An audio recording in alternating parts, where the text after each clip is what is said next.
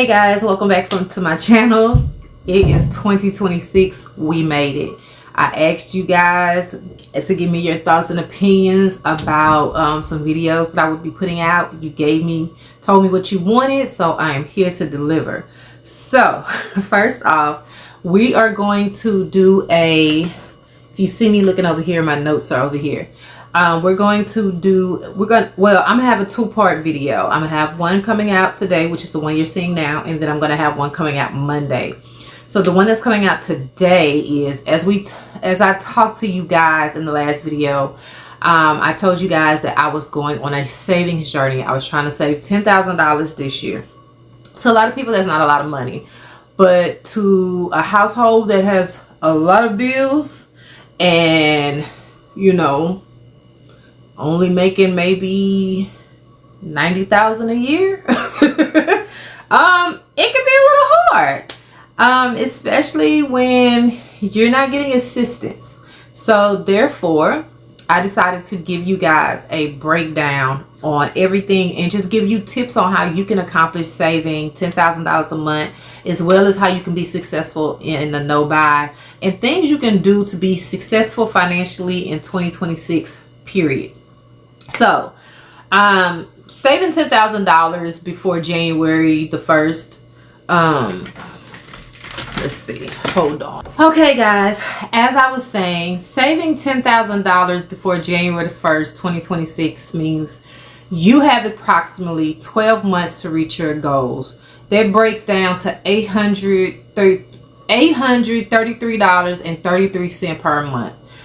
I'm going to give you a detailed plan, tips and advice for a no-buy and approach each month, along with things to avoid purchasing in 2025. Step 1, savings plan. Set monthly savings goals. That should be the first thing that you do. You need to save $833.33 per month or more if possible to build a cushion for months when expenses are higher. So for me, although I am going to be saving $10,000, it is really going to be I'm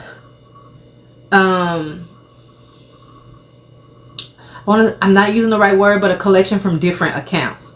So I'll have so for instance, we have a Roth, we have a Christmas fund, we have a retirement savings, we have a personal savings, which is also our emergency fund. So we have 4 accounts: our retirement fund, our Roth fund, our Christmas fund, and our personal savings, which is / the emergency fund in the event that we need to get repairs done on the car, things like that.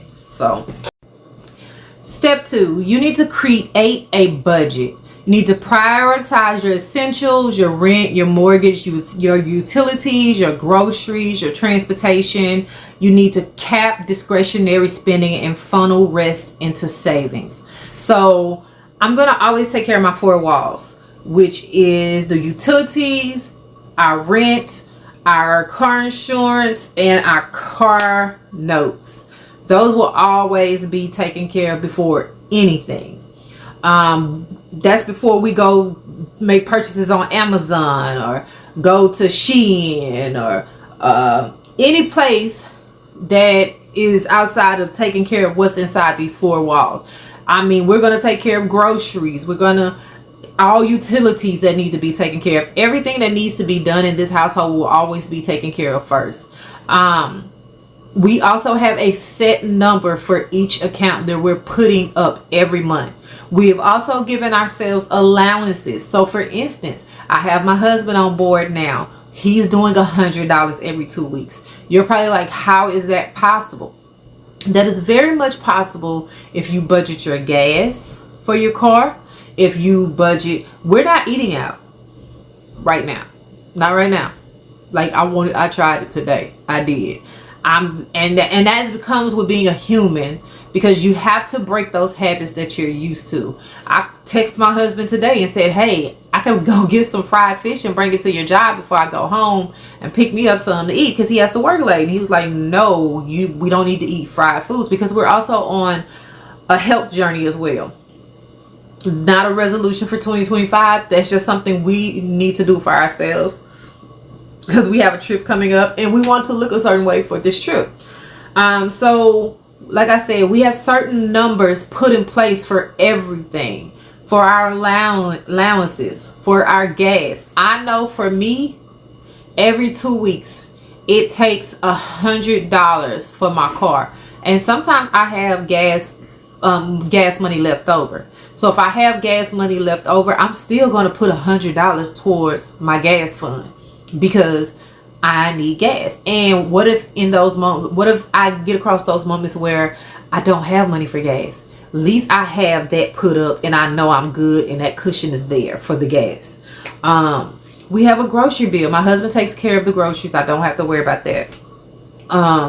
So yeah, you just make sure that you are prioritizing your four walls and the things that you need in order to function within your household, like your toiletries, your washing powder, your dishwashing liquid, your soaps, personal items, for example, if you're a woman, grooming items if you're a man. So make sure you take care of those things. Also, open a high yield savings account.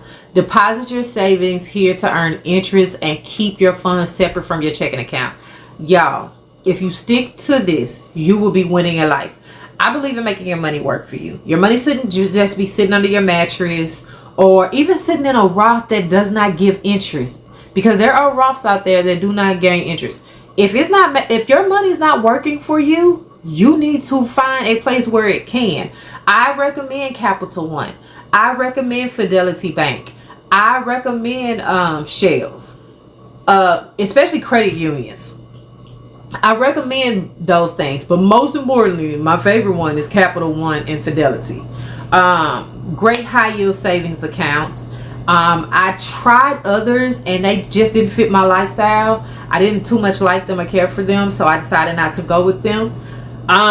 So yeah, definitely put your money in a high yield savings account if you can, and always keep it separate from your checking account. I have 4 accounts. Yeah, I have 4 accounts. I have a credit union account. I have a Roth retirement account. I have a emergency savings account. I have my other account, which is my spending account. So yeah, automate savings. Schedule automatic transfers of $833.33 or more on payday to ensure you stay consistent. I am very consistent. I do not see that money on my when they deposit what's remaining. I don't see that money. That money goes straight to those accounts. So therefore, I don't have to worry about running to the banks to try to deposit the money. It automatically goes there. And I am a planner to the heart. So I've already budgeted everything and wrote everything out. But this is a set number that goes to those accounts every month. And I think for us, instead of $833, we're doing $864 plus. So if we have extra, we're putting extra in there if we can, which means if I get an extra $600, I'm allocating that $600 into each one of those accounts. That's just what we're doing. Step 2, money saving tips. I'm gonna give y'all guys some money saving tips. Track expenses. Use budgeting apps like YNAB, Mint, or Every Dollar to monitor spending. I do use Every Dollar. I was paying for the subscription. I felt like I really didn't need the subscription because although I use Every Dollar, I also use Fudget. I also use pen and paper. I write my budget down, and I use those apps as well. But you don't need the subscriptions. Fudget, I went ahead and purchased Fudget because it was like $19 for the rest of my life. I'd never have to purchase this app again, and it's a really good app. I use Every Dollar just to, even though I write it on pen and paper, just to see my expenses virtually. Meal prep. Cook meals at home and avoid eating out, which can save hundreds of dollars each month. What me and my husband found out was we were spending astronomical amounts of money eating out. It would just be me and him, and we were spending $200 to $300 eating out. And if you think about that, we were eating out at least 4 times a month. Within that time, just 2 times we spent $600 eating out. that could have went to groceries. 3 times, that's $900. That could have went to groceries and a bill or our savings. So we have decided to cook at home a hell of a lot more. But we've also came up with a plan that when we do eat out, we're going to the happy hours. We don't have to go to the dinner times. If we're both off on the same time, we'll go to happy hours. Now, granted, sometimes if we're alone, which is very rare, like if he has a day off and I'm at work, he might decide he wants to go get breakfast. But my husband's not going to go over $15 for breakfast. So there you have it. And he might not do, once he does that, he might not do that for another 2 weeks. So it's not hurting anything. Buy in bulk. Purchase pantry staples in bulk to save money over time. I literally buy our personal items, buy our detergents and washing powders. I literally buy them for 6 months at a time, because I do not want to keep running back to the store.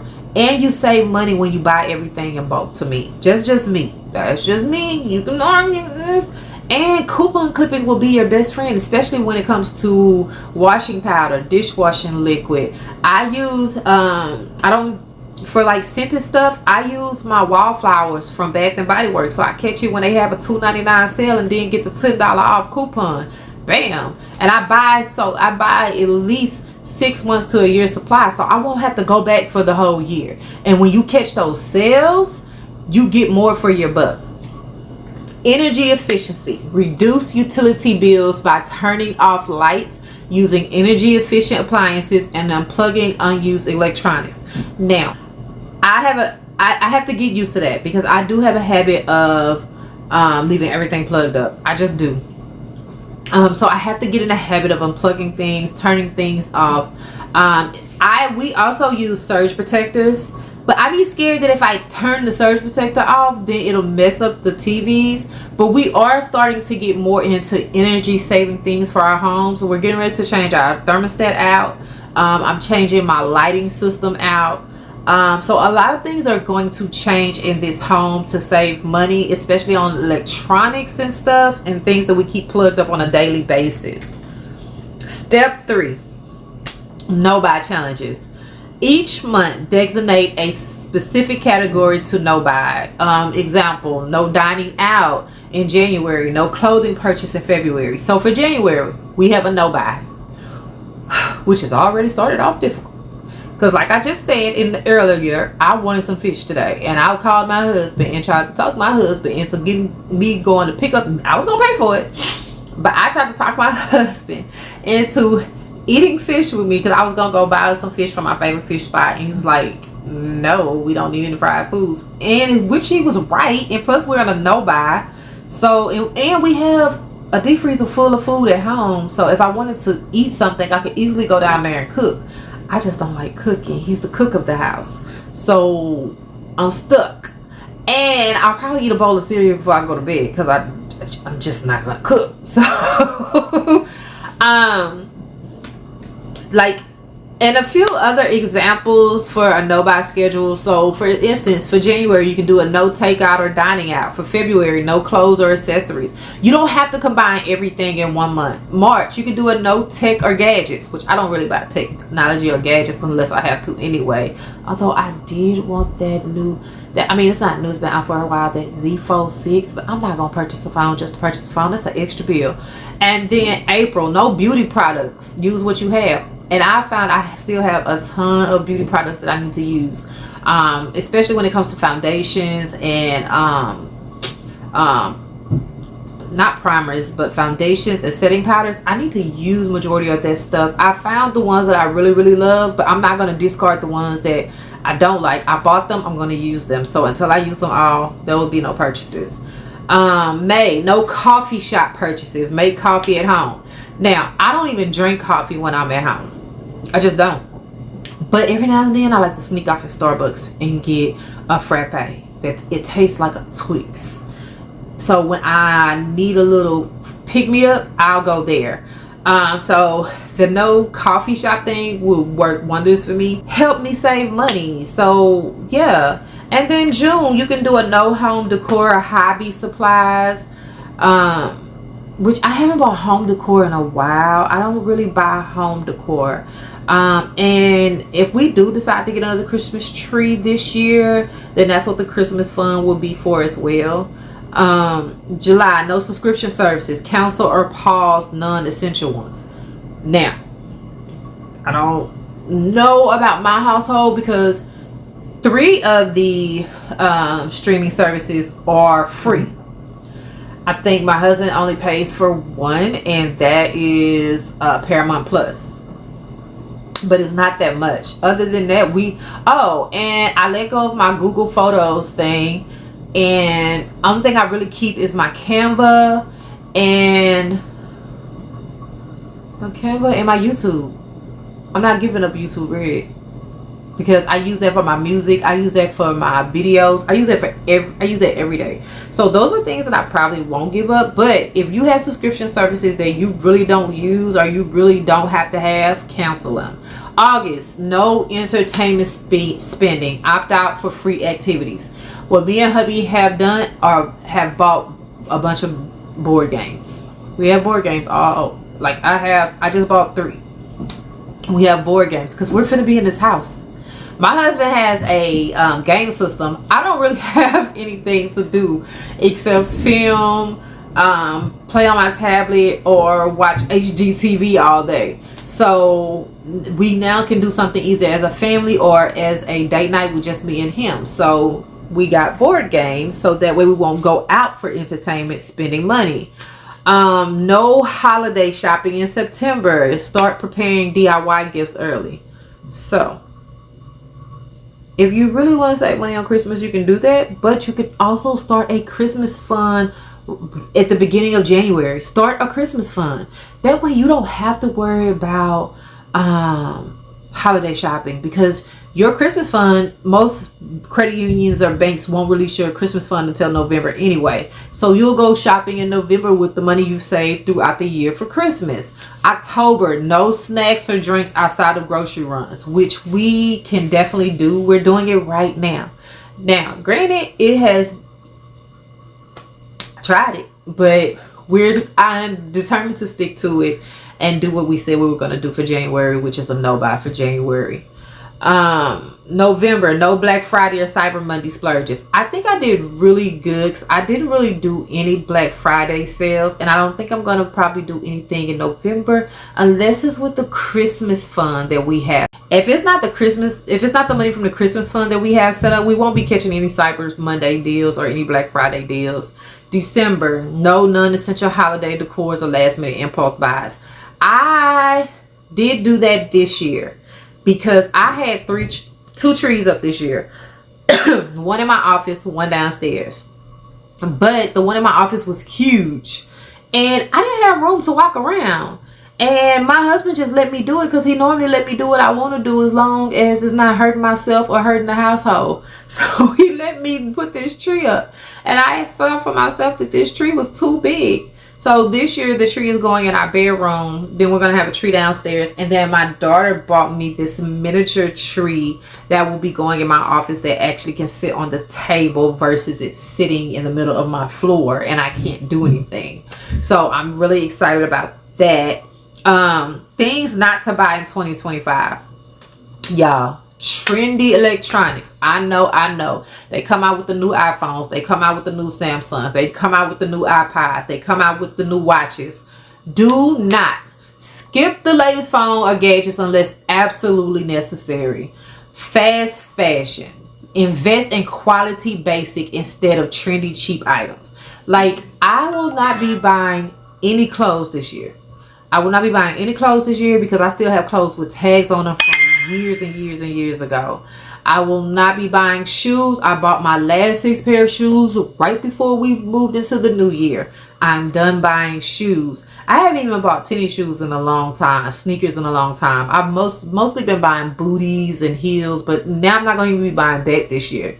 Do not buy convenience foods. Pre-packaged meals and snacks often cost more than cooking from scratch. Now, the only time I buy pre-packaged meals is, I know my husband doesn't cook on Monday. We don't cook on Fridays. So I also always, if we're cooking during the week, then I can bring leftovers from home to work, so I don't have to worry about that. But Mondays and Thursdays, I do go to HEB and get the simple meals. They have the little simple meals, portion controlled. I think they're like $6 a piece. I do purchase those, but there are only 2 meals out of the week. I purchase my milk for work and stuff like that. But prepackaged meals, do not invest in them. If you can, meal prep, cook from home. Unnecessary subscriptions. We are not doing unnecessary subscriptions in 2025. I just went over that. We're not doing that this year. We're evaluate what you need and what you don't need. What you watch more than if you watch one subscription service more than you watch the other one, let the one that you don't watch that much go. Extended warranties. Y'all, we don't really need these extended warranties like this. For instance, by the time your computer breaks down, the 2 years have probably been a pass, and then your warranty is expired, but you just spent $69, $79, $199 on a warranty for 2 years for a computer, which you don't necessarily need. Now, if you're clumsy, or you know that you are prone to download things that you just should not download that will put a virus on your phone, then I will say to you, do get the warranty. But if you just know you don't need the warranty, like, I'm not going to get a warranty on a $64 vacuum. Because you know when you go to Walmart, if you buy a little cheap vacuum and it's like $64, they'll ask you, do you want to pay the $2 warranty? No, you're not. That's $2 that you can be doing something else with. I'm sorry. New cars. Avoid buying a brand new car to dodge rapid depreciation. I got a used vehicle. I love my used vehicle. It looks like it's new. Everybody that sees it tells me how nice my car is. I got a sports edition, and it wasn't a new car, but it had all the bells and whistles that the new cars have, so I was content and complete. So don't go out there thinking that you have to have the newest, latest car. Get something that's affordable, that will get you back and forth.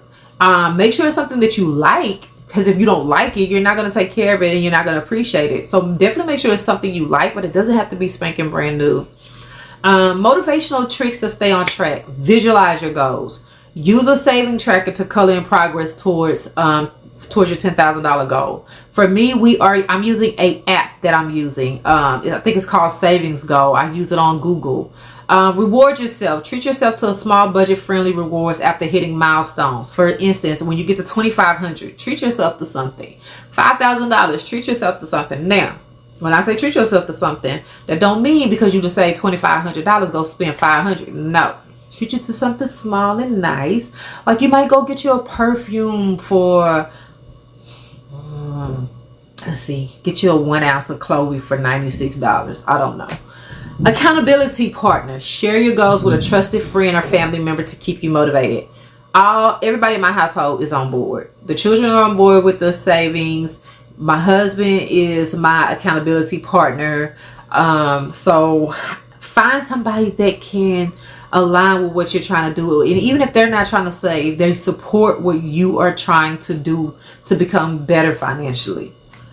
Remind yourself why. Write down what savings $10,000 will allow you to achieve and revisit it regularly. You got to have a why. Why do you want to save this $10,000? For me, I don't want to have to worry about tomorrow. I don't want to have to worry about how this is going to get done and this is going to get done. And yes, once I get to that $10,000, no, I'm not going to stop. I'm going to keep going. $10,000 this year, another 10 next year, that's 20,000. Another 10 next year, that's 30,000. Another 10 next year, that's 40,000. And if I can save more each year, more than what I saved the last year, that's even better. But I want to have a cushion where I don't have to worry about when things come up or if stuff needs to be done. I'm not running around in a frenzy because I'm trying to figure it out. I know the money's there for me to do what I need to do.